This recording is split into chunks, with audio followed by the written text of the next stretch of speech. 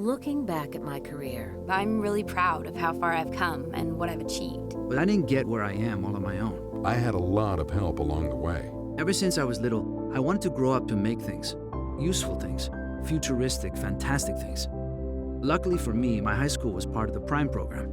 So I had the chance to discover that the future of making things was advanced manufacturing.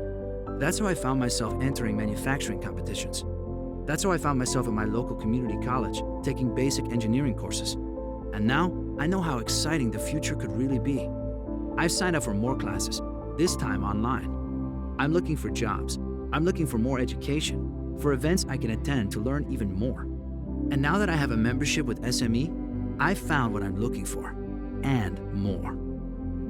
My career really took off when I got my certification in lean and additive manufacturing. It's what got me my first job, operating the latest additive technology for a local shop. But learning is never over for a manufacturer.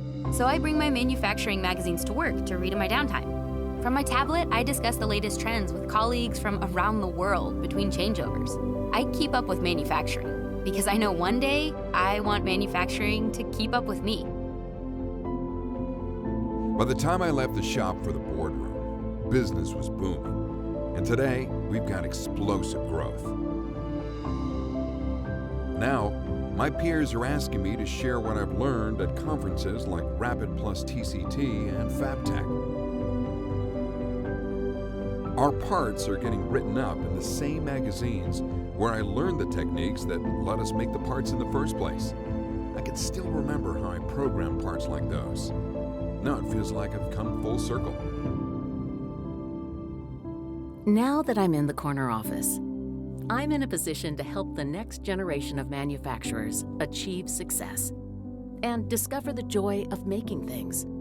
That's why I tell the young people who come to my office the same thing my teacher told me all those years ago. Everyone's journey is unique, but the common denominator is SME.